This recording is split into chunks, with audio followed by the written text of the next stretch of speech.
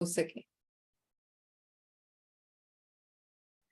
चलिए, तो आज की क्लास जो है शुरू करते हैं। मोस्टली आज हम लोग जुड़े हैं रेकी सीखने के लिए, रेकी के बारे में जानने के लिए। रेकी लेवल 1 का ये क्लास है।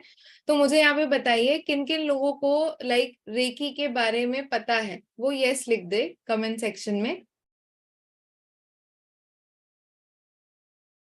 जिन जिनको रेकी के बारे में पता है वो यस लिख दे, जिनको नहीं पता है वो नो लिख दे, जिनको बिल्कुल भी नहीं पता है। अच्छा, काफी सारे यसेस आ रहे हैं, कुछ नोज भी आ रहे हैं। सुना है, एक्सपीरियंस नहीं किया है, नो नो। ओके,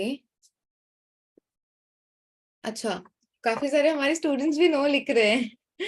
चलिए, मैं आप सभी लोगों को बता देती हूँ। चलिए, जिन लोगों ने पहले ना लिखा है ना, मैं उनको पहले बताती हूँ कि रेकी क्या है। क्या हो अगर मैं आपसे बोलूं कि आप लोग जो ना लिख रहे हो, नो एक्सपीरियंस लिख रहे हो, आप लोगों ने एक्सपीरियंस भी किया है इस चीज को, और आप इस चीज को जानते भी हो, बट कॉन्शियसली नहीं जानते हो, अनकॉन्शियसली जानते हो। बट आप सभी लोग रेकी को जानते हो। रेकी ये नाम भले ही बहुत सारे अलग अलग डिफरेंट डिफरेंट हो सकते हैं, बट जो मीनिंग है, जो मेन उस चीज का जो बोल सकते हो तत्व है, दैट इज ऊर्जा शक्ति, प्राण शक्ति। इसको ऊर्जा शक्ति, प्राण शक्ति, ईश्वरीय ऊर्जा, एनर्जी, इस नामों से भी जाना जाता है। और एनर्जी हम सभी लोगों के अंदर होती है। अच्छा, जिन लोगों ने नो एक्सपीरियंस लिखा है या फिर नो लिखा है, मैं उन लोगों से पूछना चाहूंगी, लाइफ में आप लोगों को कभी ना कभी ऐसा हुआ होगा कि थोड़ी बहुत चोट लगी होगी, कट्स आ गए होंगे, हाथों में, पैरों में, कहीं पे भी चोट वोट लगी होगी, माइनर खरोचे वगैरह आई होंगी। तो वो विदाउट दवाई लगाए भी कभी कभी ठीक हो जाती है, होती है या नहीं? होती है ना? तो हमारे बॉडी में किस चीज की वजह से वो चीज ठीक हो जाती है? हमारी ऊर्जा शक्ति, हमारी सेल्फ हीलिंग पावर। और उस पावर के बारे में कहीं ना कहीं हमें पता नहीं होता है, वो अनकॉन्शियसली हो जाती है। अब मैं आपको कुछ कॉन्शियस हीलिंग के एग्जांपल्स देती हूँ। मोस्टली यहाँ पे जितने भी लोग जुड़े हुए हैं वो इंडिया से जुड़े हुए हैं, इंडियंस हैं। एंड इंडिया में आप लोगों ने साईं बाबा के बारे में सुना होगा, गुरु नानक जी के बारे में सुना होगा, राम जी के बारे में सुना होगा, और भी बहुत सारे ऐसे लोग हैं। अभी ये लोग क्या किया करते थे? ये लोग काफी ज्यादा स्पिरिचुअल थे। और साईं बाबा के बारे में हम लोगों ने एक चीज सुनी थी, जीसस क्राइस्ट भी, जीसस क्राइस्ट भी उसमें से एक है, कि वो जिस भी पर्सन के ऊपर हाथ रख देते थे, अगर किसी को कोई पीड़ा होती थी, अगर किसी को कोई तकलीफ होती थी, दर्द होती थी, वो अपना हाथ उसके ऊपर रख देते थे और वो पर्सन हील हो जाता था। सुना है कि नहीं सुना है? ये सारी चीजें सबने सुनी है ना? तो मोस्टली ऐसा बोला जाता था कि उनके अंदर, हम सभी लोगों के अंदर वो ऊर्जा शक्ति होती है। लेकिन जो लोग भी स्पिरिचुअली एक्टिवेटेड पर्सन्स होते हैं, जो लोग भी बहुत ज्यादा स्पिरिचुअल होते हैं, उनमें ऊर्जा शक्ति सबसे ज्यादा बढ़ के पाई जाती है। और ये वही ऊर्जा शक्ति है, ईश्वरीय की ऊर्जा शक्ति है, जिसके थ्रू वो लोगों को हील कर सकते थे।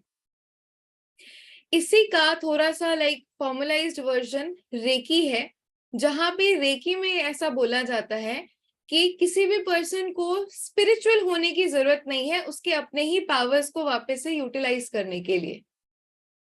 रेकी में ऐसा बोला जाता है कि एक पर्सन को स्पिरिचुअल होना जरूरी नहीं है। अगर आपको आपकी सेल्फ हीलिंग पावर्स को बढ़ाना है तो कहीं ना कहीं आप अपने अंदर की ऊर्जा शक्तियों को बढ़ा सकते हो, किसी टीचर के माध्यम से या फिर किसी ऐसे मास्टर के माध्यम से जिन्होंने ऑलरेडी रेकी सीखा हुआ है। रेकी जो सिखाया जाता है वो हम लोग बोलते हैं कि लाइव, ठीक है, लाइव सिखाया जाता है, बट रिकॉर्डिंग से आप रेकी नहीं सीख सकते हो। ये जो प्रक्रिया होती है ये बिल्कुल लाइव होती है। फर्स्ट ऑफ ऑल तो इन पर्सन होती है, यानी कि पर्सन टू पर्सन सामने बैठ के, और उसका अगर सेकंड ये इनिंग्स देखा जाए तो ये लाइव की जा सकती है। ये कोई ऐसी विद्या नहीं है कि आपको मैंने वीडियोस देख लिया, आपने बाद में पढ़ लिया एंड फिर पढ़ के आपने सीख लिया, फिर आपने उसको आजमा लिया। इसमें शक्तिपात होता है जो कि बिल्कुल लाइव करवाया जाता है।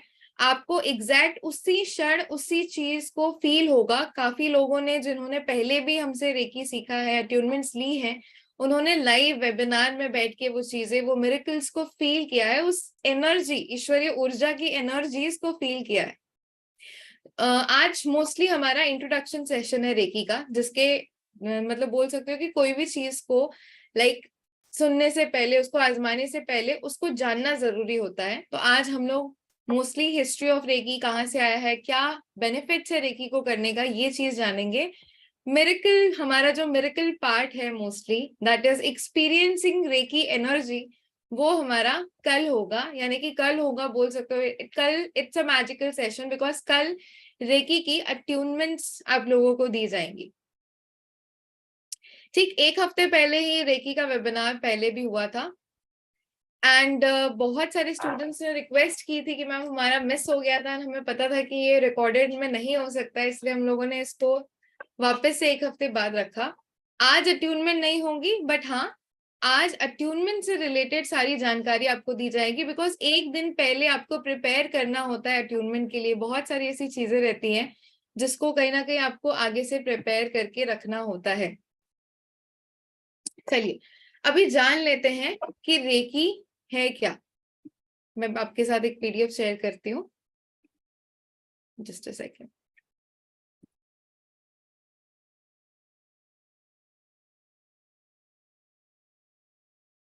सो यहाँ पे जो आप लोग देख रहे हैं, this is mister Mikao उसुई। Mister Mikao उसुई बोला जाता है कि रेकी को इंट्रोड्यूस करने वाले, मॉडर्न वर्ल्ड में रेकी को इंट्रोड्यूस करने वाले यही थे, जिन्होंने वापस से लाइक इस ईश्वरीय शक्ति को खोज किया और इसको लोगों तक किस तरीके से पहुंचाया जाए, इसका एक फाइंड आउट किया।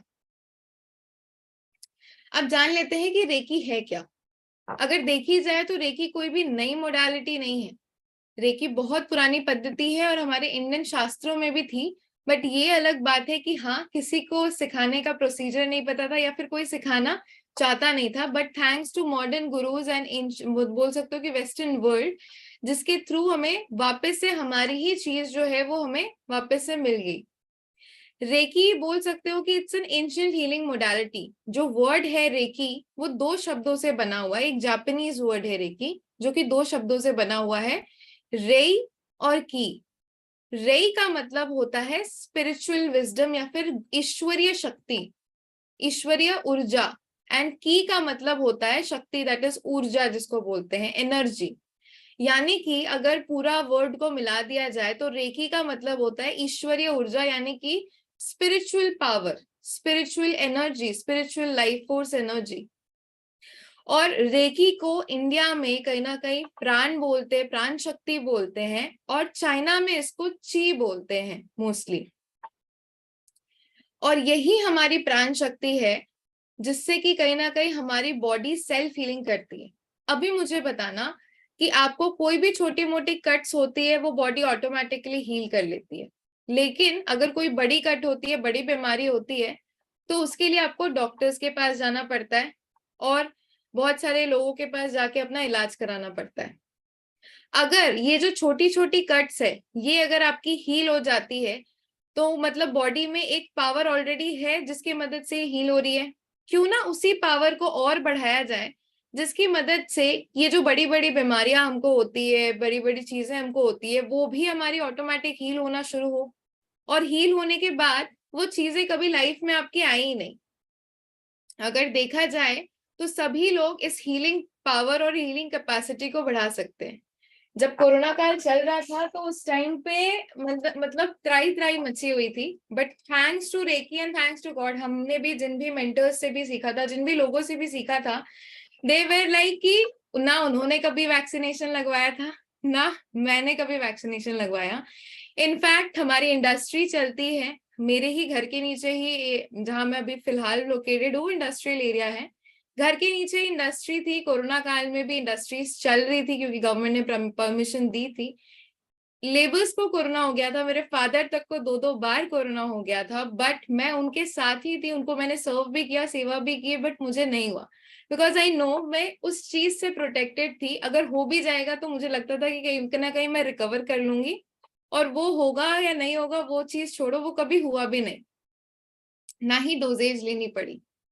तो ये होती है पावर, ये होती है शक्ति। और इस शक्ति को अगर आपको एक्सपीरियंस करना है तो मैं बोलूंगी आप कल के अट्यूनमेंट्स में आओ, आपको वो ऊर्जा शक्ति जो है, जो जो चीज की हम बात कर रहे हैं, वो आपको कल एक्सपीरियंस भी होगी। अच्छा, अब हम लोग जानते हैं कि लाइफ में ये जो बीमारियां आती है, ये जो प्रॉब्लम्स हमारे लाइफ में आती है, ये एक्चुअल में क्या है। हम सभी लोगों के लाइफ में डिजीज होती है, बीमारियां होती है, ये क्यों होती है पहले उस चीज को जानना जरूरी है। बिकॉज जब तक हमें पता नहीं होता है ना कि ये चीज क्यों होती है, तब तक उसका सोल्यूशन फाइंड आउट नहीं किया जा सकता है। मुझे अभी आप लोग बताना कि आप लोग जिस भी लैपटॉप से जुड़े हुए हो, जिस भी फोन से जुड़े हुए हो, आपका लैपटॉप का, फोन का, जो भी कंप्यूटर डिवाइस है, उसका चार्ज कितना है, लाइक बैटरी परसेंटेज कितना है।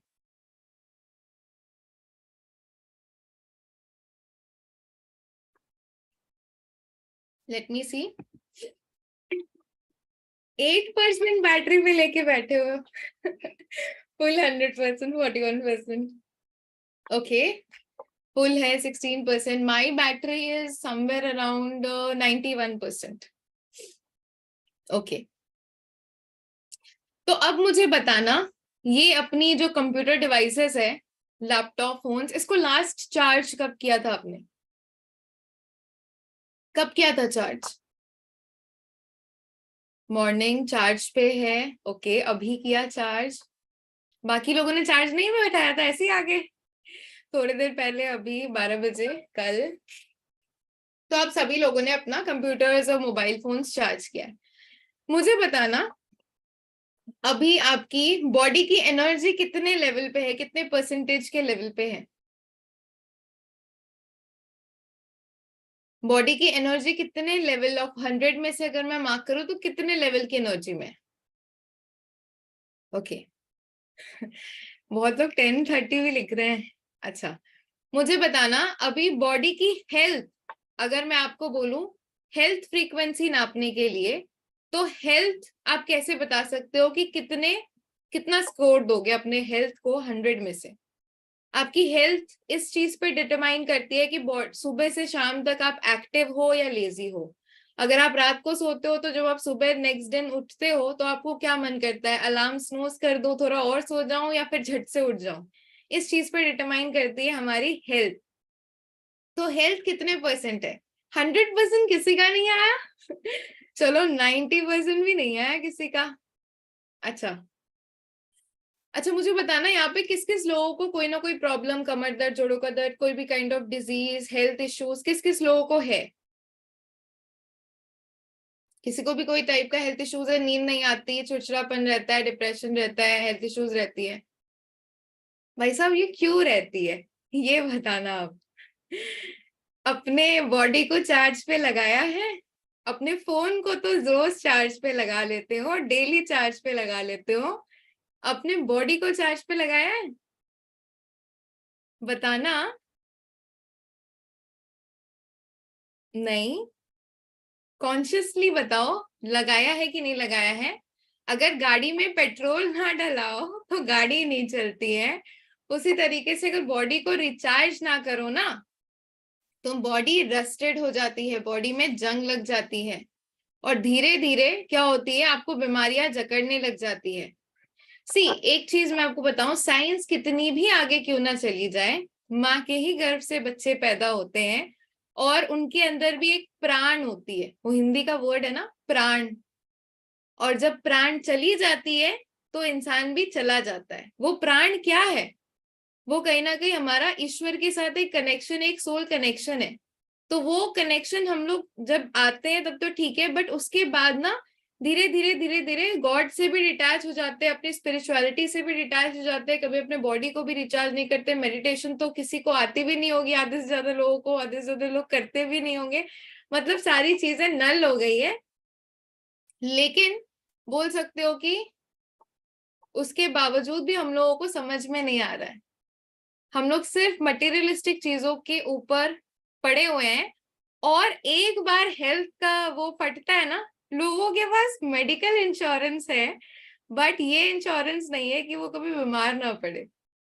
और एक बार बिल, हेल्थ का बिल फटता है तो फिर याद आती है हेल्थ की नानी। बाय द वे मैं आपको बता दूं, वो जो फ्रेज है ना हमारा, हेल्थ इज वेल्थ, अगर आपकी हेल्थ नहीं होगी तो फिर पैसा किधर से कमाओगे? आजकल जिस तरीके से मॉडर्न चीजें बढ़ रही हैं, उसी तरीके से अगर देखा जाए तो डिजीजेस भी बढ़ रही है। यहाँ पे समझदारी यही है कि कहीं ना कहीं आप अपने हेल्थ को भी कॉन्शियसली, अब जिस तरीके से अपना फोन रिचार्ज करते हो ना, उसी तरीके से अपने हेल्थ को भी कॉन्शियसली रिचार्ज करना सीखो। इसके लिए कोई मैं भजन गाने को या फिर कोई भी चीज ऐसे मेडिटेशन बहुत टाइम तक करने को नहीं बोलूंगी। रेकी में कुछ छोटे छोटे ऐसे चीजें हैं जिसको फॉलो करके आप अपने लाइफ में चेंजेस ला सकते हो। फॉर एग्जाम्पल, आपकी बॉडी में ना 7 चक्रास होते हैं। इस 7 चक्रास के ऊपर ही आपकी पूरी की पूरी फिजिकल बॉडी डिटरमाइंड होती है। और आपके बॉडी के आसपास अगर फील्ड देखा जाए तो ऑरा होता है। ऑरा किसको बोलते हैं उस चीज को भी जान लेते हैं, क्योंकि काफी लोग नए हैं। देखो, फर्स्ट ऑफ ऑल ना, किसी भी धर्म गुरु या फिर किसी भी स्पिरिचुअल पर्सन के पास अगर आप चले जाते हो, मंदिर में अगर आप चले जाते हो, ओके, तो आपको कैसा फील होता है? लाइक अगर आप मंदिर में चले जाते हो तो आपको कैसा फील होता है? सबको बहुत ज्यादा पॉजिटिव फील होता है। कोई अगर सत्संग वगैरह में भी चला जाता है तो भी कहीं ना कहीं बोल सकते हो कि किसी को बहुत ज्यादा पॉजिटिव फील होता है। वो क्यों होता है? क्योंकि वहां का ऑरा बहुत ज्यादा पॉजिटिव होता है। अब मान लो कि कोई पर्सन आपके पास आके बहुत ज्यादा रो रहा है, या फिर आप हॉस्पिटल में चले जा रहे हो, आपका खुद का अच्छा ऑरा भी बिगड़ जाता है। क्यों? क्योंकि आपके पास डिप्रेसिव पर्सन ज्यादा होते हैं, उनका ऑरा डाउन होता है। लाइक अट्रैक्ट्स लाइक, उसी तरीके से एनर्जी अट्रैक्ट्स एनर्जी। तो इसीलिए आपका ऑरा भी डाउन हो जाता है। तो हर एक पर्सन का एक ऑरा होता है। मंदिर में अगर जाओ तो ऑरा पॉजिटिव मिलता है, उसी तरीके से हॉस्पिटल्स में अगर जाओ तो ऑरा डिप्रेसिव मिलता है, क्योंकि वहां पे लोग बीमार ज्यादा है। और जैसे ही आपकी ऑरा वीक होती है ना, आप बीमारियों को केटर करना शुरू कर लेते हो।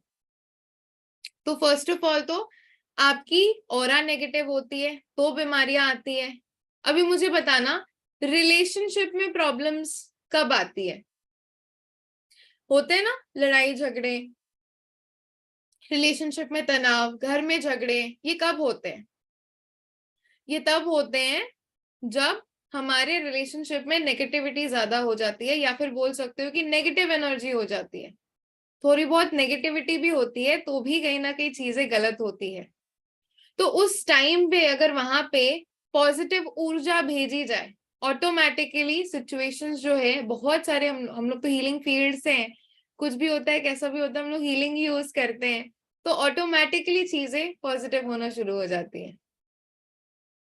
वो क्या करते हैं, जब आप कोई आपको लाइक नेगेटिव बोल रहा है, ठीक है, आप उसको पॉजिटिव मत बोलो, बट अंदर ही अंदर अगर आप उसको हीलिंग्स भेजते हो, पॉजिटिव एनर्जी भेजते हो ना, तो ऑटोमेटिकली उसकी एनर्जीज भी, क्योंकि वो नेगेटिविटी पे पॉजिटिव हिट कर रही है, ऑटोमेटिकली वो पॉजिटिव हो जाती है।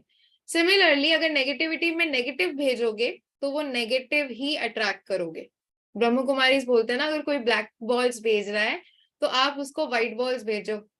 सिमिलरली यहाँ पे भी वही चीज होती है। मान लो किसी को पढ़ाई में मन नहीं लग रहा है, तो उसमें भी रेकी हेल्प करती है। When you do recce healing of that person, उसका नेगेटिविटी पढ़ाई को लेके जो है वो रिमूव होने लगता है, माइंडसेट चेंज होने लगता है, पॉजिटिव फ्रेम ऑफ माइंड में वो लग जाने लगता है। कोई पर्सन अगर डिप्रेशन में है, उसकी सोच ही नेगेटिव हो रही है, उसने आसपास अपना ऑरा ही नेगेटिव करके रखा है, जब उसकी ऊर्जा से, उसकी ऑरा से नेगेटिविटी को आप रिमूव कर देते हो, तो ऑटोमेटिकली उसके काम बनने लगते हैं, पॉजिटिव होने लगते हैं।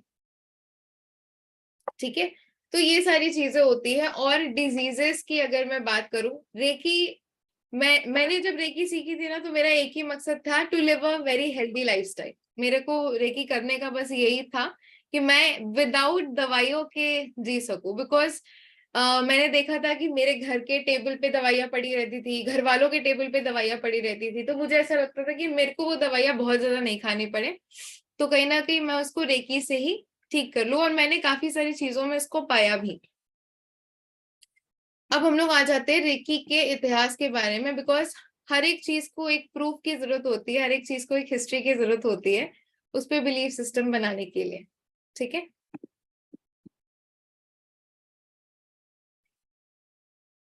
रेकी जो थी, इसके फाउंडर थे डॉक्टर मिकाओ उसुई। जहां पे आप फोटो देख रहे हो, ये डॉक्टर मिकाओ उसुई की फोटो है।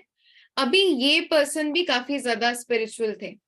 इन्होंने ही बोल सकते हो कि कहीं ना कहीं रेकी की खोज भी की थी। इनको ना लाइक, जैसे कुछ कुछ लोग नहीं होते बहुत ज्यादा रिसर्च माइंडेड होते हैं, तो उनके लाइफ, उनके दिमाग में, उनके लाइफ में भी बोल सकते हो कि काफी सारे ऐसे सवाल चल रहे थे ईश्वरीय ऊर्जा को लेके, डिवाइन लाइफ फोर्स को लेके, काफी सारी चीजें उनके दिमाग में चल रही थी।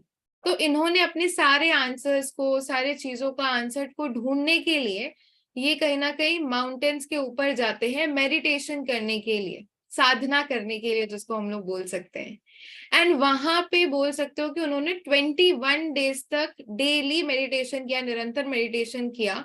और 21st डे उनको वो पावर हासिल हुई। 21st डे बोल सकते हो माउंटेन कुर्मायामा में, वहां पे उन्होंने मेडिटेशन किया था, अपना साधना की थी।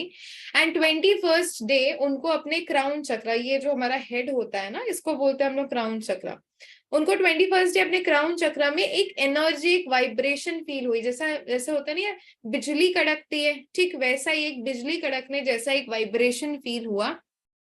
और फिर उनकी साधना टूटती है, फिर वो वहां से उतरते हैं। तो जब वो उस ऊंचाई की चोटी, यानी कि उस माउंटेन पीक से नीचे उतर रहे होते, जैसे उनको वो लाइटनिंग हिट करती है ना, उसके बाद ही उनको ये चीज का अंदाजा हो जाता है कि उनको कोई ना कोई पावर जो है वो मिली है। उसके बाद जब वो नीचे उतर रहे होते हैं माउंटेन से, तो वो उनका पैर फिसल जाता है और वो कहीं ना कहीं उनके पैरों में चोट भी लग जाती है। तो जब हम लोगों को चोट लगती है तो हम लोग क्या करते हैं मोस्टली, हम लोग इस तरीके से खून रोकने के लिए, चोट को सहलाने के लिए ऐसे करते हैं मोस्टली।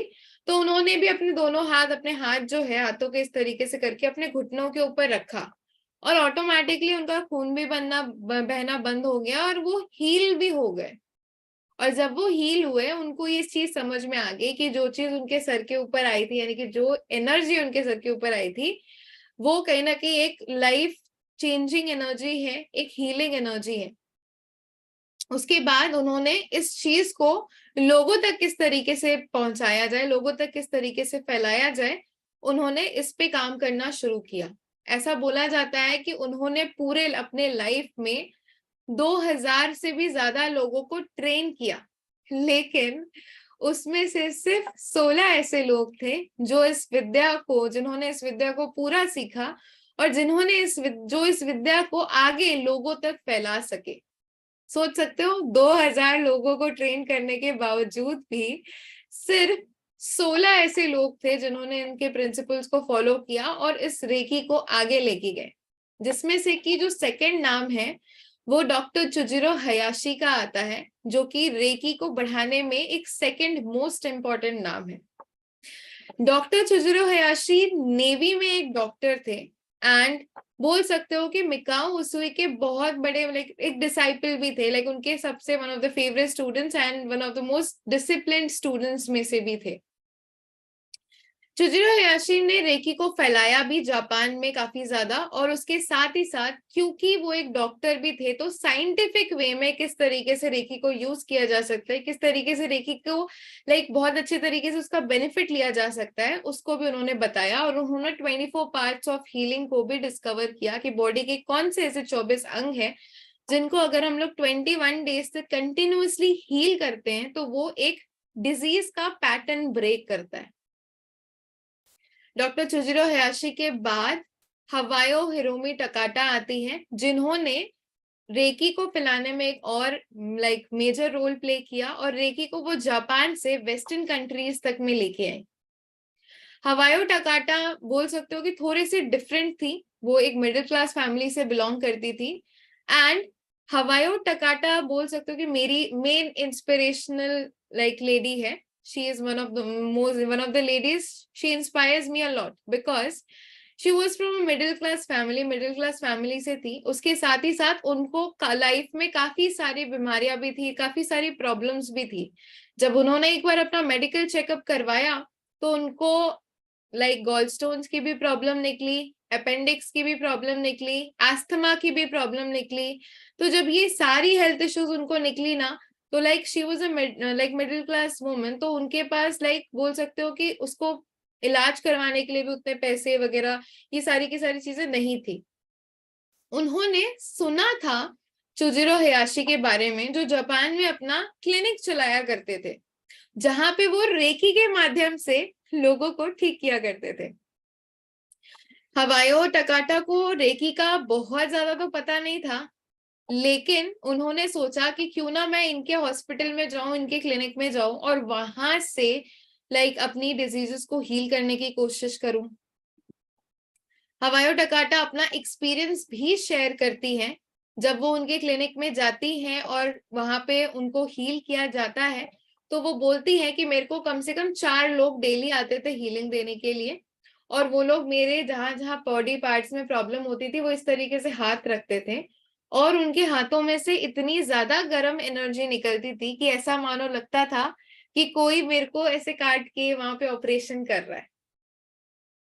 तो मोस्टली उनको ये सारी, उनके बुक में ये सारी एक्सपीरियंसेस भी मेंशन्ड है। तो ये सारी चीजें भी वो कहीं ना कहीं लिखती हैं। इसके बाद उन्होंने 4 मंथ्स तक कंटिन्यूअसली हीलिंग ली, 4 महीने।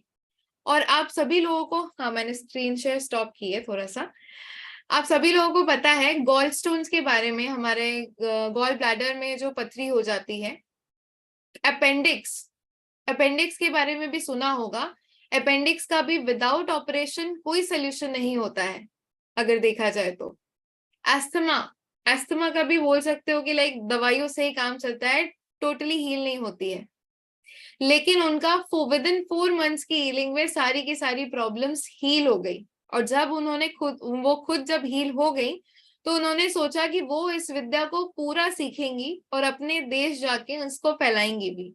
हवायो टकाटा ने रेकी को बहुत अच्छी तरीके से सीखा, डॉक्टर चुजिरो हयाशी के अंडर रह के ही बहुत अच्छे तरीके से सीखा। और उन्होंने रेकी में कुछ चेंजेस भी किए, रेकी को और सिंप्लीफाई किया ताकि और भी ज्यादा लोग इसको सीख सके। एंड बोल सकते हो कि आज हवायो टकाटा की वजह से ही जापान से बाहर भी इस चीजों को पढ़ाया जाता है, वेस्टर्न कंट्रीज में भी इसका कल्चर है, एंड सभी लोग इसको आज जान पाए हैं। शिव उनकी जो जो भी जर्नी थी ना, वो मुझे काफी ज्यादा इंस्पायर करती है, बिकॉज क्वाइट सिमिलर थी मेरी जर्नी भी, कुछ डिजीजेस के मामले में अगर मैं बात करूं तो। चलो, इसके बाद आते हैं कि ये तो हो गई कि रेकी का हिस्ट्री क्या है। रेकी जो सिखाई भी जाती है ना, फॉर एग्जाम्पल ये मास्टर थ्रू मास्टर सिखाई जाती है, यानी कि एक मास्टर दूसरे किसी स्टूडेंट को सिखाता है, फिर वो स्टूडेंट को मास्टर बनाता है, फिर वो स्टूडेंट किसी और को सिखाता है। वो बोलते हैं ना, पुश्त दर पुश्त वो परंपरा चली आती है। तो अट्यूनमेंट और रेकी सिखाना भी कुछ इसी तरीके की प्रिंसिपल है, कुछ इसी तरीके की चीजें हैं। यहाँ पे बुकिश नॉलेज नहीं होती है, यहाँ पे बुकिश नॉलेज से ज्यादा होता है एक्सपीरियंसिंग नॉलेज, प्रैक्टिकल नॉलेज, जो कि 21 रेकी लेवल 1 सीखने के बाद भी जो 21 डेज का प्रोसीजर होता है, दैट इज, यहाँ पे कुछ पढ़ाया नहीं जाता, इट इज टोटली आप अपने बॉडी से कनेक्ट होते हो, आप अपने सोल लेवल पे कनेक्ट होते हो। रेकी को सिखाने का जो मेन तरीका होता है वो शक्तिपात का होता है। यहाँ पे जो भी आपका मेंटर होता है, जो भी आपका गुरु होता है, वो रेकी की एनर्जी को चैनल, यानी कि ईश्वरीय ऊर्जा को चैनल करके आपके अंदर, अपने थ्रू आपके अंदर भेजता है, ईश्वर की हेल्प लेके। एंड इसी को बोलते हैं अट्यूनमेंट, जो कि हमारा कल होने वाला अट्यूनमेंट। जैसे मैं अट्यूनमेंट पे आई, देखो 111 पार्टिसिपेंट्स। चलो, तो यहाँ पे बोल सकते हैं कि यहाँ पे जो भी एनर्जीज का फ्लो होता है वो अट्यूनमेंट के थ्रू होता है। एंड इसी अट्यूनमेंट के थ्रू आपको डिवाइन के पावर्स के साथ, यानी कि उस ईश्वरीय ऊर्जा को चैनलाइज कर दिया जाता है, ताकि आप अपने अंदर की ही शक्तियों को अच्छे तरीके से यूटिलाइज कर सको। ठीक है। रेकी की जो अट्यूनमेंट होती है, पुराने जमाने में ये काफी बारी दी जाती थी। फॉर एग्जाम्पल जब आपके चुजिरो हयाशी थे, मिकाओ उसुई थे, तो इन लोगों के टाइम पे जब अट्यूनमेंट्स दी जाती थी तो काफी सारी अट्यूनमेंट्स दी जाती थी, ताकि आपके अंदर की जो एनर्जी शक्ति है, ऊर्जा शक्ति है, वो बहुत अच्छी तरीके से काम कर सके। लेकिन हवायो टकाटा ने इस प्रोसेस को थोड़ा सा सिंप्लीफाई किया। उनका कहना था कि अगर एक पर्सन को एक बार रेकी की अट्यूनमेंट मिल जाती है किसी भी लेवल की, तो वो उसके साथ लाइफ टाइम रहती है। रेकी में मोस्टली 4 लेवल्स होते हैं अट्यूनमेंट्स के। ये तो हो गई रेकी। अब आते हैं, किसी भी चीज को सीखने के लिए कुछ नियम होते हैं, कुछ प्रिंसिपल्स होते हैं। उसी तरीके से रेकी का भी जो शिखर है वो 5 प्रिंसिपल्स पे बनाया गया है। सबसे पहले रेकी को समझने के लिए, जानने के लिए इन 5 प्रिंसिपल्स को फॉलो करना जरूरी है।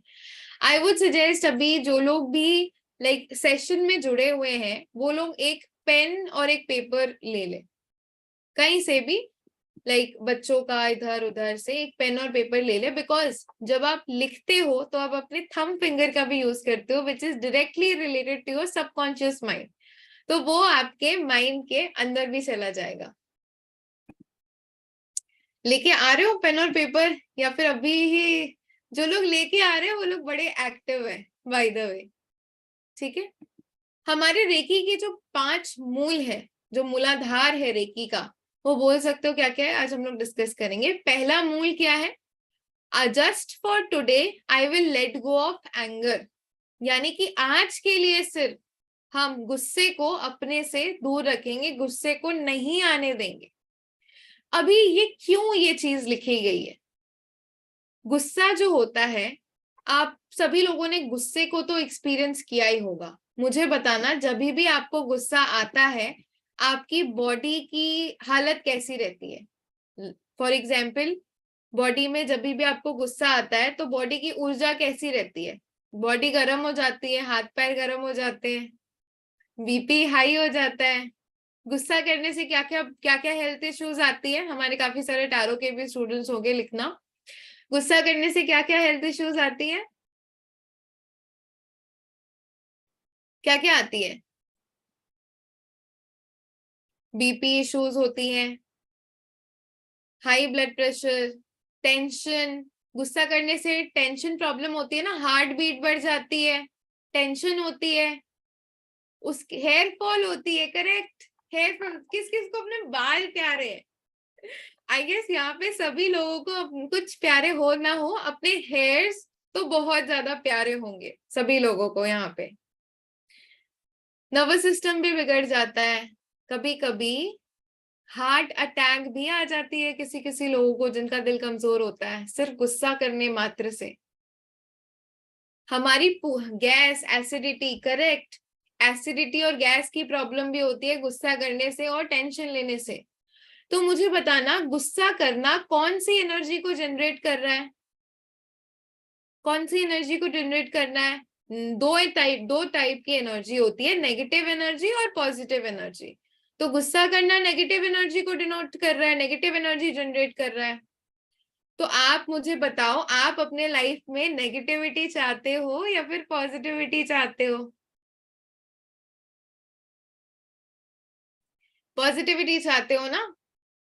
अगर आप किसी को भी गुस्सा करते हो, मान लो अगर आप अपने बच्चे पे ही गुस्सा करते हो, तो फर्स्ट ऑफ ऑल आप अपने अंदर एक नेगेटिविटी क्रिएट कर रहे हो, और सामने वाला पर्सन भी आपके गुस्से से कहीं ना कहीं आपके लिए ही डायरेक्टली या फिर इनडायरेक्टली नेगेटिव हो रहा है।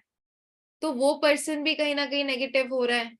तो ये जो गुस्से गुस्से वाली चीज है, ये आपस के संबंध को भी खराब करती है, प्लस लाइफ में भी एक नेगेटिव ऊर्जा जनरेट करती है। और हमारा मेन मोटो क्या होना चाहिए? पॉजिटिव ऊर्जा जनरेट करना। ठीक है, तो सिर्फ इसको नोट डाउन कर लेना है कि just for today I will let go of anger. अगर गुस्सा आए भी तो इसको याद कर लेना और इसको लेट गो कर लेना।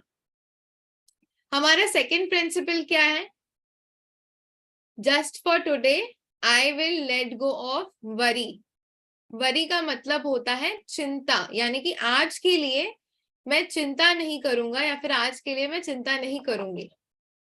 चिंता, जान लेते हैं कि चिंता होती क्या है। चिंता का मतलब हो सकता है कि टेंशन, मोस्टली जो हम लोग सभी कोई लेके बैठते हैं। मुझे एक चीज बताना कि लाइफ में कभी भी टेंशन लेके किसी भी प्रॉब्लम का सल्यूशन निकला है? नहीं ना। टेंशन लेने से क्या होती है? दिमाग में स्ट्रेस बढ़ता है, पेट में गुड़गुड़ होती है, गैस होती है, एसिडिटी होती है। एंड टेंशन लेने से कभी कभी बोल सकते हो किसी किसी को चक्कर आके भी गिर जाते हैं, नाक वगैरह से भी खून बहने लगता है, बीपी की भी प्रॉब्लम हो जाती है, बीपी फ्लक्चुएट होता है। यानी कि टेंशन लेना भी स्ट्रेस को जनरेट करता है। देखो, टेंशन में और प्लानिंग ऑफ लाइफ में फर्क होता है। अगर मैंने आपको बोल दिया कि टेंशन नहीं लेना है, इसका मतलब ये नहीं है कि बच्चों की स्कूल की फीस भरनी है तो मैम ने तो बोल दिया है टेंशन नहीं लेना है, अपने आप ही हो जाएगा। ठीक है, घर का रेंट भरना है, अरे टेंशन नहीं लेना है, ऐसे ही हो जाएगा। ये वाली चीज नहीं करनी है। टेंशन और प्लानिंग ऑफ लाइफ में बहुत बड़ा डिफरेंस है। फॉर एग्जाम्पल, अगर आपका वेट बढ़ रहा है, सबको घर में टेंशन हो जाती है ना मोस्टली। अगर वेट बढ़ता है, आपको खुद भी हो जाती है, आपके घर वालों को भी हो जाती है। भाई द वे, मेरे को मेरे घर वालों ने काफी टाइम से परेशान करके रखा है कि कीर्ति वेट बढ़ रहा है, वेट बढ़ रहा है, शादी नहीं होगी, लड़के नहीं मिलेंगे। ये उनकी टेंशन है, बट मेरी टेंशन नहीं है। मेरे को इतना चीज पता है कि मेरा वेट बढ़ रहा है, तो मैंने योगा क्लासेस लगा ली है। सुबह सुबह 5 बजे, सुबह आइधर सुबह 5 बजे जाती हूँ या फिर शाम को 5 बजे जाती हूँ, अपनी योगा क्लासेस लगाती हूँ। मुझे पता है कि 1-1.5 महीने में तो 3-4 kg कम हो ही जानी है। तो यहाँ पे वेट बढ़ गया, वेट बढ़ गया, टेंशन हो रही है, टेंशन हो रही है, मेरे घर वालों को टेंशन हो रही है, शादी नहीं होगी, ये नहीं होगा, ऐसे नहीं होगा, कपड़े नहीं फिट आएंगे, बट मेरे को नहीं हो रही है। मेरे को ये है कि मेरे को टेंशन नहीं लेना है। टेंशन लूंगी तो हो सकता है कि वेट और ज्यादा बिगड़ेगी मेरी, ओवर ईटिंग करूंगी। बहुत लोगों को टेंशन में ओवर ईटिंग की प्रॉब्लम होती है, वो लोग ज्यादा खाए जाते हैं, खाए जाते हैं, खाए जाते हैं। तो आपने क्या करना है, आपने प्लान करना है कि इसका सोल्यूशन क्या है। जो चीज बिगड़ रही है वो तो बिगड़ ही रही है।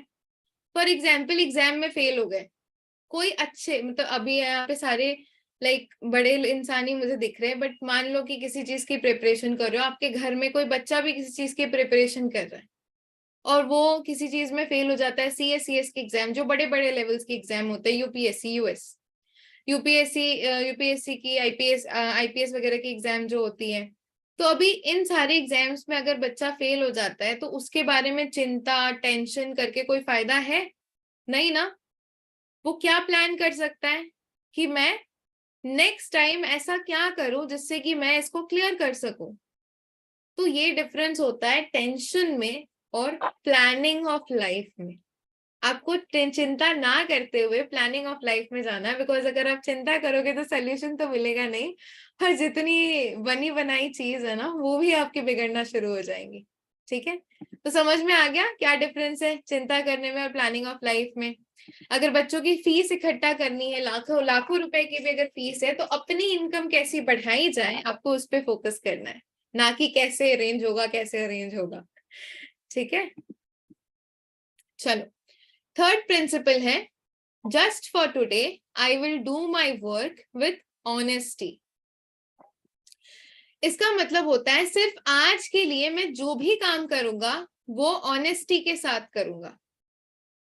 अभी ऑनेस्टी का मतलब यहाँ पे ऐसा नहीं है कि सच बोलने वाली ऑनेस्टी, ये सच बोलने वाली ऑनेस्टी नहीं है। फॉर एग्जाम्पल, मान लो कि आपको किसी कंपनी में 10,000 मिलती है, या फिर किसी कंपनी में कम सैलरी भी मिलती है, तो हमारा क्या रहता है कि लाइक फाकी मार ली, या फिर थोड़े बहुत काम नहीं किए, या फिर बोल सकते हो कि किसी भी तरीके से काम निपटा के दे दिया। ये चीज नहीं करनी है, बिकॉज ये चीज चाहे हमारा सैलरी पे आउट कितना भी क्यों ना हो, मान लो अगर उस कंपनी में प्रमोशन हमको नहीं भी मिलती है, लेकिन अगर हम ऑनेस्टी के साथ कोई भी काम करते हैं, जो भी चीज हमें दी गई है वो अपना बेस्ट देते हैं, अपना बेस्ट करते हैं, तो हमको रिजल्ट्स भी उसी के अनुसार मिलते हैं। बहुत सारे ऐसे लोग होते हैं, जैसे फॉर एग्जांपल चिल्ड्रंस का प्रोजेक्ट्स, कुछ कुछ लोग होते हैं 1-1 महीने तक उस प्रोजेक्ट पे वर्कआउट करते हैं, और कुछ कुछ लोग होते हैं 2 दिन पहले प्रोजेक्ट लेके बैठते हैं। ऑब्वियस सी बात है ना, जो 1 महीने से वर्क कर रहा है उसके प्रोजेक्ट अच्छे बनेंगे, रिजल्ट उसको अच्छा आएंगे। एग्जाम में 1 दिन पढ़ने वाले बच्चे और 1 महीने से अच्छे से पढ़ने वाले, डेली पढ़ने वाले बच्चे, ये होती है ऑनेस्टी के रिजल्ट्स। और इसके भी काफी सारे ऐसे एग्जाम्पल्स हैं, यानी कि मैं रेकी के साथ साथ बोल सकती हूँ कि आपके टैरो भी पढ़ाती हूँ, काफी लोगों को पता है।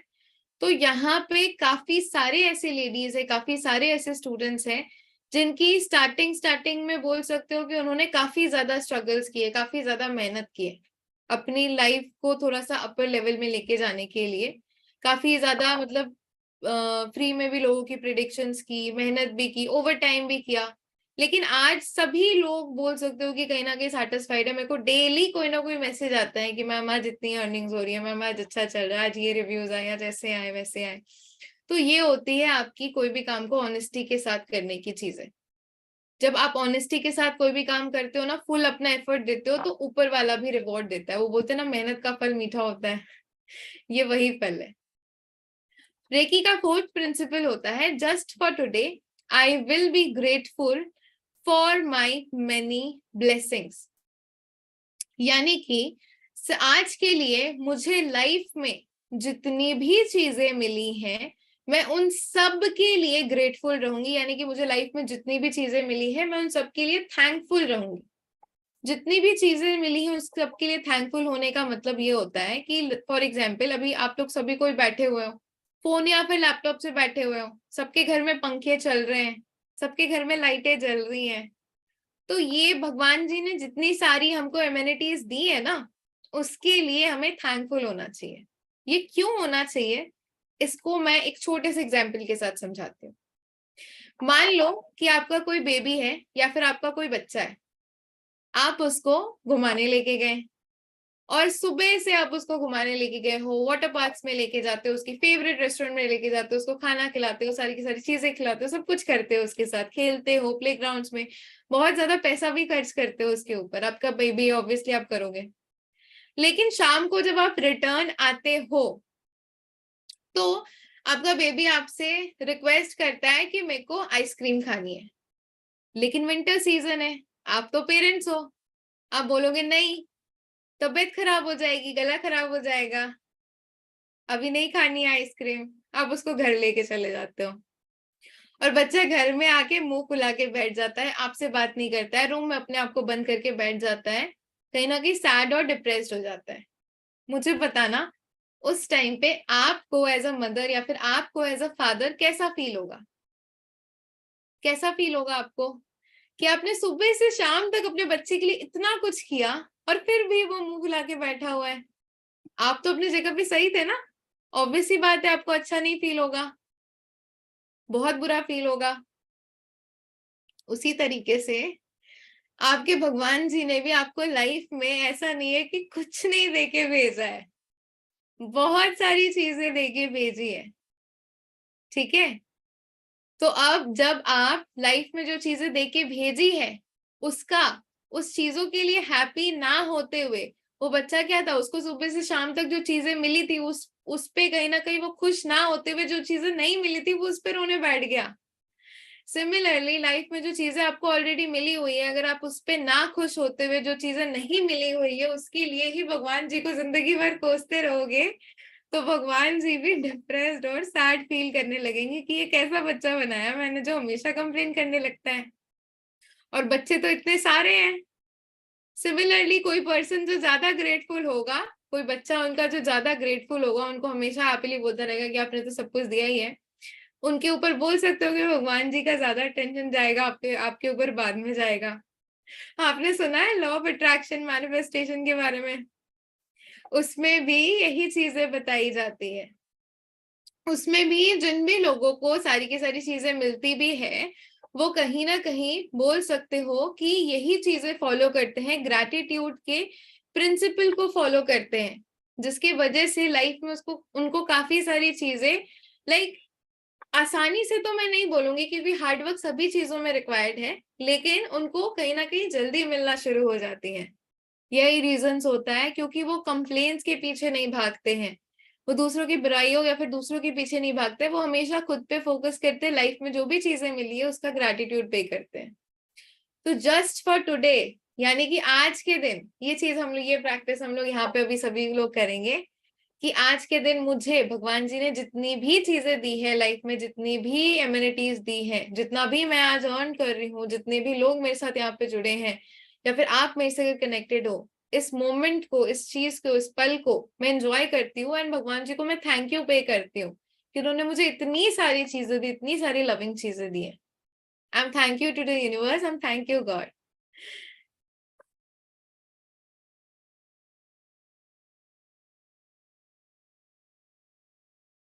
चलो, रेकी का जो फिफ्थ प्रिंसिपल है, that is I will be kind to every living things, यानी कि मैं सभी के प्रति दया भाव से रहूंगा या फिर रहूंगी, यानी कि सभी के प्रति एक पॉजिटिव एनर्जी जनरेट करूंगी, सभी को इक्वली देखूंगी और सभी के प्रति एक दया भाव रखूंगी, सभी के प्रति एक दया भाव के साथ साथ भी एक पॉजिटिव एनर्जी रखूंगी। अब इसको भी एक एग्जाम्पल से समझते हैं। मान लो कि एक ग्रुप ऑफ पीपल में आप बैठे हुए, यानी कि कुछ फ्रेंड्स ही आपके बैठे हुए, एंड आप वहां पे एक चीज लेके बैठ गए कि आज ना मेरे हस्बैंड ने मेरे साथ ऐसा बिहेव किया, बहुत बुरा बिहेव किया, या फिर मेरे साथ अच्छा नहीं बिहेव किया, या फिर मेरे बॉयफ्रेंड ने मेरे को धोखा दिया, या फिर ऐसी चीजें की। आपने वो चीजें वहां पे बोली उस ग्रुप ऑफ फ्रेंड्स के सर्कल के बीच में। तो आप क्या कर रहे हो, आप वो चीज बोलोगे। हो सकता है कि किसी और के साथ भी वही सेम एक्सपीरियंस हुआ हो, और वो क्या करेगा, वो भी अपने एक्सपीरियंसेस शेयर करना शुरू करेगा, वही नेगेटिव एक्सपीरियंसेस शेयर करना शुरू करेगा। तो एक तो फर्स्ट ऑफ ऑल आप भी उस पर्सन के प्रति उसको फॉरगिव ना करके कहीं ना कहीं बोल सकते हो कि उसको उसके बारे में नेगेटिव बोल रहे हो, और उसके साथ ही साथ नेगेटिव ऊर्जा जनरेट करने के साथ उस पूरे एनवायरनमेंट की ऊर्जा को नेगेटिव कर दे रहे हो, क्योंकि उसके साथ साथ जितने भी लोग हैं वो सारे लोग अपने लाइफ के नेगेटिव नेगेटिव चीजों को बोलना शुरू करेंगे, पूरा एनवायरनमेंट नेगेटिव हो जाएगा। सिमिलरली अगर मान लो आपके लाइफ में हो सकता है कुछ बुरा भी हो सकता है, कभी कुछ अच्छा भी हो सकता है, life is a game of equal positive and negatives both. कुछ अच्छा तो हुआ ही होगा कभी ना कभी किसी के साथ, हस्बैंड ने कभी प्यार से भी बात किया होगा, बॉयफ्रेंड ने भी कभी प्यार से बात किया होगा। तो मान लो अगर आप अपना वो लविंग या फिर रोमांटिक वाला एक्सपीरियंस शेयर करते हो अपने फ्रेंड्स के साथ या फिर उस ग्रुप ऑफ पीपल के साथ, तो हो सकता है कि वो लोग भी अपने पॉजिटिव और रोमांटिक एक्सपीरियंसेस शेयर करें। पूरा ग्रुप का माहौल कैसा रहेगा, पूरा ग्रुप का माहौल कैसा रहेगा, पॉजिटिव रहेगा। ठीक है, तो फर्स्ट ऑफ ऑल तो किसी के भी बारे में back biting, negative things, bitching, ये सारी की सारी चीजें नहीं करनी है। हमेशा पॉजिटिव लोगों के सामने भी बोलना है जिससे कि पूरा एनवायरनमेंट भी पॉजिटिव हो। एक और एग्जाम्पल से इसको डिनोट करना चाहूंगी। जब आप भक्ति चैनल लगाते हो, भक्ति चैनल में क्या चलती है, जय जयकार चलती है, भक्ति गीत चलता है, इन्वायरमेंट कैसी रहती है, बड़ी पॉजिटिव चलती है। वहीं आप न्यूज चैनल लगा दो और जहां पे दो नेता या फिर दो न्यूज पार्टी एक दूसरे से लड़ रहे हो, डिबेट चल रहा हो, पूरी एनर्जी ही हाइपर हो जाएगी, क्योंकि वहां पे क्या चल रही होती है, एक दूसरे को किस तरीके से नीचा दिखाया जाए, पुल डाउन किया जाए। तो ये भी बोल सकते हो कि नेगेटिव और पॉजिटिव ऊर्जा का ही फर्क है। रेकी के ये 5 प्रिंसिपल्स हैं, वो जीवन जीने के सार हैं। ये ऐसी बात नहीं है कि सिर्फ रेकी करने वाले लोगों को ही फॉलो करनी चाहिए, ये यहाँ बैठे जितने भी लोग हैं ये उन सभी लोगों को फॉलो करनी चाहिए। सिर्फ इन प्रिंसिपल्स मात्र के फॉलो करने से आपकी लाइफ में चेंज आना शुरू होने लगती है। अब मुझे बताना यहाँ पे किन किन लोगों ने ये 5 प्रिंसिपल्स जो हैं रेकी के वो अपने नोटबुक में लिख लिए हैं। नोटबुक में लिखने से पहले ना ऊपर ये लाइन लिख देना, जस्ट फॉर टुडे। ठीक है, चलो अभी ना आपको एक होमवर्क करना है, आप सभी लोगों को एक होमवर्क करना है, यानी कि ये 5 प्रिंसिपल्स जो आपने लिखे हैं ना, इसको बड़े अच्छे से किसी बोल सकते हो कि कलरफुल पेपर में कलरफुल पेन्स के साथ आपने लिखना है, और इसको अपने वॉल पे या फिर बोल सकते हो कि अपने वार्डरोब के ऊपर, जहां अपने फ्रिज के ऊपर, जहां पे भी डेली आपकी नजर जाए आपको वहां पे चिपकाना है। ठीक है, ये एक्टिविटी क्यों करनी है आपने, क्योंकि देखो हम अगर किताब में रख के इसको बंद कर देते हैं ना, तो हो सकता है कि आज हमने पढ़ा और फिर कल हम इसको भूल गए। सिमिलर केस जब हम सत्संग में जाते हैं और फिर जब उठते हैं तो फिर पल्ला झाड़ के आ जाते हैं, कोई चीज अंदर नहीं रहती है हमारे। तो इसीलिए बोला जाता है कि जो भी चीज आपने डेली लाइफ में फॉलो करनी होती है उसको सामने रखना होता है। फॉर एग्जाम्पल डोरबेल, डोरबेल सामने क्यों होता है, ताकि वो लोगों को दिखे, उनके कॉन्शियस माइंड में जाए और वो उसको प्रेस करे, दरवाजा नहीं खटखटाए। सिमिलरली आपने ये पांचों प्रिंसिपल्स को लिख के अपने सामने रखनी है, वरना हो सकता है कि इस वेबिनार को करने का जब तक किया तब तक तो समझ में आया, बट इसके बाद वो चीजें नहीं समझ में आए। ठीक है, चलो ये तो हो गए रेकी के 5 प्रिंसिपल्स। इसके बाद आती है हमारी अट्यूनमेंट की प्रोसेस, कि रेकी को किस तरीके से हम अपने लाइफ में ले सकते हैं और किस तरीके से रेकी को काम में ला सकते हैं। अभी हम सबके बॉडी में ना एक पैटर्न होता है। आप सभी लोग काफी बड़े हो चुके हो लाइफ में, और सभी लोगों के लाइफ में ऐसा यहाँ पे कोई भी नहीं होगा जिनको कोई भी हेल्थ इश्यूज ना हो या फिर कोई भी प्रॉब्लम्स चीजें ना हो। ठीक है, तो हमारे लाइफ में क्या हो रही है, वो जो पैटर्न्स है वो काफी ज्यादा स्ट्रांग हो गई है, और उस पैटर्न को ब्रेक करना जरूरी है। रेकी के फर्स्ट लेवल, रेकी में हालांकि काफी सारे लेवल्स हैं, बट जो रेकी का फर्स्ट लेवल है वो 21 डेज का टच हीलिंग का लेवल है। इस 21 डेज के टच हीलिंग के लेवल में हम लोग अपने बॉडी के पैटर्न, डिजीज पैटर्न को ब्रेक करते हैं।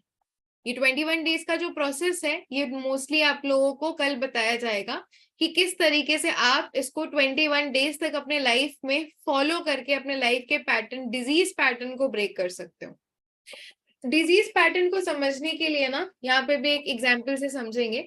मान लेना कि हमारी ये बॉडी है, एंड हमारे ही बॉडी के अंदर ये बोल सकते हो कि एक नेगेटिव एनर्जी, एक बॉडी के अंदर पॉजिटिव एनर्जी ऑलरेडी है और ये एक नेगेटिव एनर्जी है।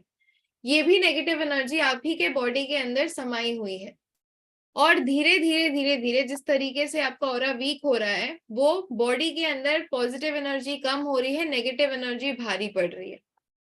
जब कल आपका अट्यूनमेंट होगा, आपके हाथ में बोल सकते हो कि एक औजार दिए जाएंगे। आपके जो खुद के हाथ है ना, वो बोलते हैं ना, एक कहावत सुनी, अपना हाथ जगन्नाथ।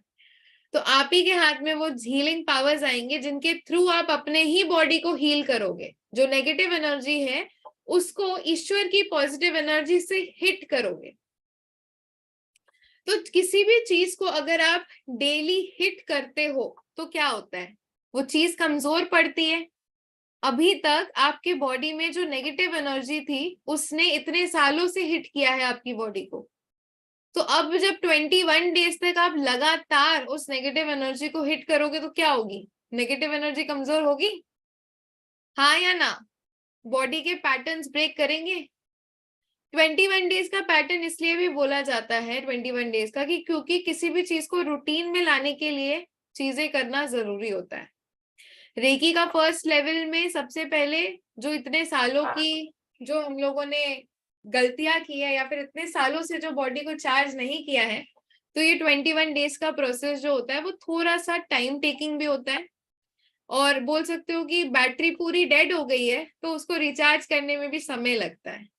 जाहिर सी बात है, जब आपकी फोन की बैटरी पूरी डेड हो जाती है तो वो चार्ज लेने में टाइम लेती है।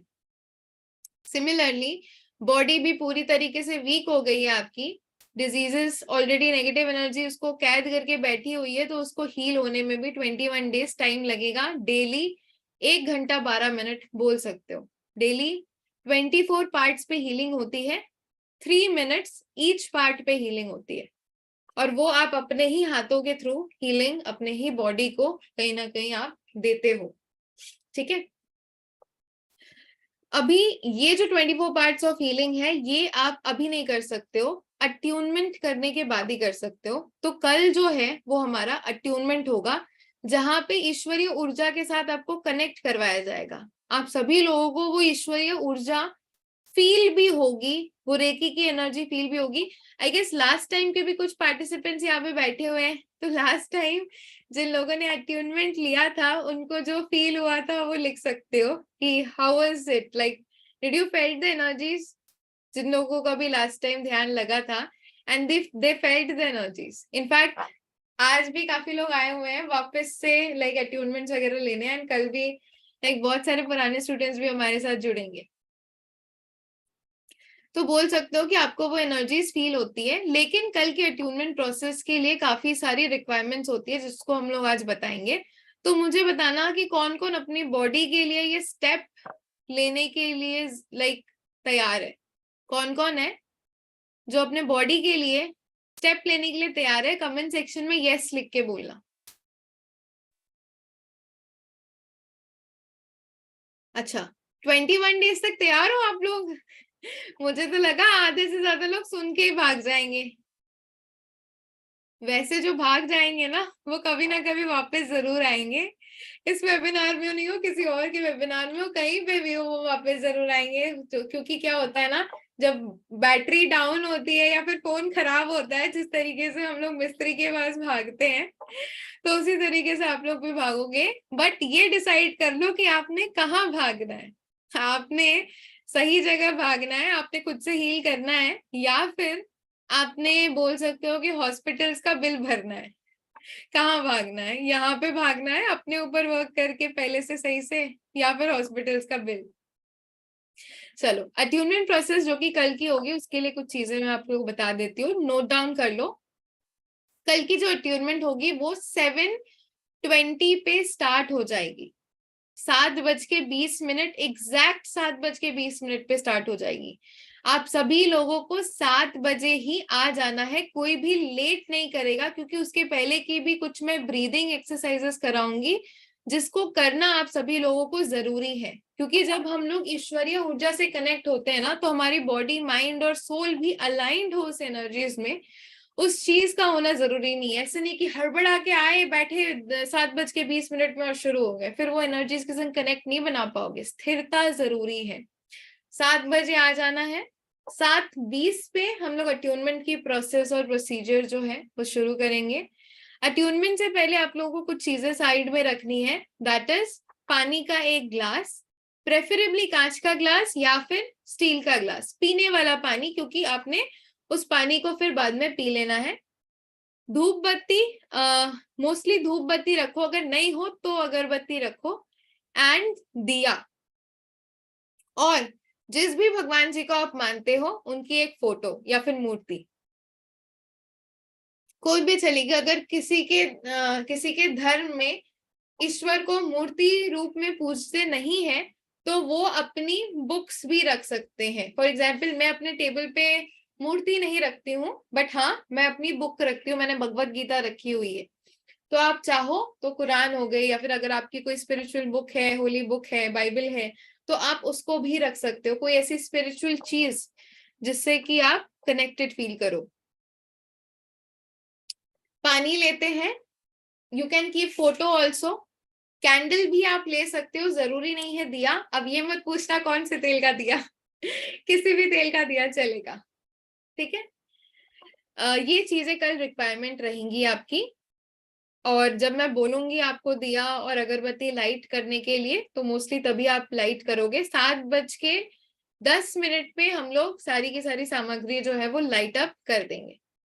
कल के लिए मैं एक ही चीज बोलना चाहूंगी, क्योंकि 7:20 से अट्यूनमेंट का प्रोसेस स्टार्ट होगा।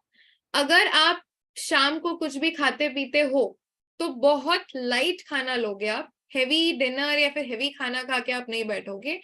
एंड अट्यूनमेंट के बाद भी आप लाइट फूड लोगे।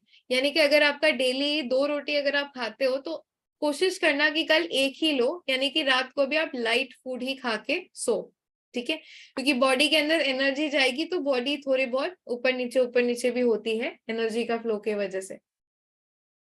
टारो कार्ड्स की रिक्वायरमेंट नहीं है, रेकी की चीजें चल रही है। इफ पॉसिबल, अगर आप चाहो, अपने टारो कार्ड्स रख सकते हो। कपड़े जो आपने पहनने होते हैं वो लाइट पहनने होते हैं। मोस्टली लाइट वेट कपड़े पहनने होते हैं आपने, जिससे कि आपकी बॉडी को आराम फील हो। वो ऐसे वाले कपड़े नहीं पहनने हैं कि जिनको पहन के आपके बॉडी में ना वो दाग नहीं आ जाते हैं। कुछ कुछ इतने टाइट कपड़े होते हैं कि बॉडी पे मार्क्स छोड़ देते हैं, तो वैसे कपड़े नहीं पहनने होते। मोस्टली नाइट सूट्स में भी आओगे तो चलेगा, लेकिन ढीले ढाले कपड़े पहने। और कल नॉनवेज नहीं खाना है। आई नो कल संडे है, काफी लोगों का नॉनवेज का प्लान है, बट कल नॉनवेज नहीं खाना है। और मोस्टली सावन भी चल रहा है, तो आई गेस किसी को प्रॉब्लम नहीं होनी चाहिए अगर एक दिन नहीं खाते हो तो। कल नॉनवेज नहीं खाना है। अभी सुबह सुबह कुछ कुछ लोग, जैसे बंगालीज हैं, कुछ और कल्चर से भी लोग हैं, तो लास्ट टाइम भी कुछ लोगों का मैसेज आया था, मैम मैंने सुबह अंडा खा लिया। तो ये चीज मैम रात को बोल रही है। ना हो तो अपने 5 प्रिंसिपल्स में से लिख लो कि सिर्फ कल के लिए नहीं खाना है। बिकॉज सी क्यों नहीं खाना है वो चीज भी मैं आपको बता देती हूँ।